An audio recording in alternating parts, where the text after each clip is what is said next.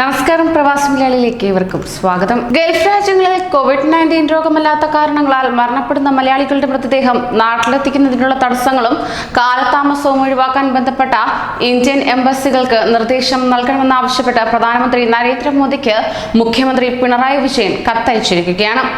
മരണകാരണം കോവിഡ് അല്ലെങ്കിലും മൃതദേഹം ഇന്ത്യയിലേക്ക് എത്തിക്കരുതെന്ന നിർദ്ദേശമാണ് നിലവിലുള്ളതെന്നാണ് ഗൾഫ് വിമാനത്താവള അധികൃതർ നൽകുന്നത്. കോവിഡ് ബാധിച്ചാണ് മരണമെങ്കിൽ മൃതദേഹം കൊണ്ടുവരുന്നത് ഒഴിവാക്കണമെന്ന മാർഗനിർദ്ദേശമാണ് ഇപ്പോൾ നിലവിലുള്ളത്. മറ്റു കേസുകളിൽ വിലക്കില്ല എന്ന് വിദേശകാര്യ മന്ത്രാലയം പറയുമ്പോഴും ഇക്കാര്യം വ്യക്തമാക്കിയുള്ള പ്രസ്താവനയോ മാർഗനിർദ്ദേശമോ പുറത്തിറക്കിയിട്ടുമില്ല. ആയതിനാൽ തന്നെ ആഭ്യന്തര മന്ത്രാലയത്തിന്റെ നോ ഒബ്ജക്ഷൻ സർട്ടിഫിക്കറ്റ് ഇല്ലാതെ തന്നെ മൃതദേഹങ്ങൾ അയക്കുന്നതിന് ക്ലിയറൻസ് നൽകാൻ ബന്ധപ്പെട്ട എംബസികൾക്ക് നിർദ്ദേശം നൽകണമെന്നാണ് കേരളത്തിന്റെ ആവശ്യം.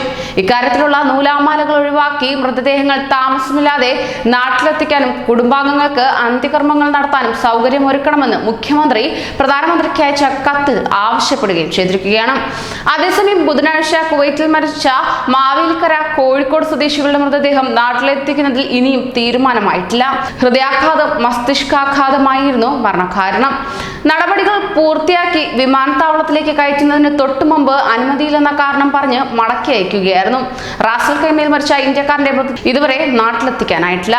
ദിനപ്രതി UAE മാത്രം 5 മലയാളികൾ വീതമാണ് കോവിഡ് കാരണമല്ലാതെ മരണമടയുന്നത്. എന്നാൽ ഒട്ടുമിക്ക ഗൾഫ് രാഷ്ട്രങ്ങളെ മുൻനിർത്തി നോക്കുമ്പോൾ അത് ഒത്തിരിയാവാൻ സാധ്യതയുമുണ്ട്.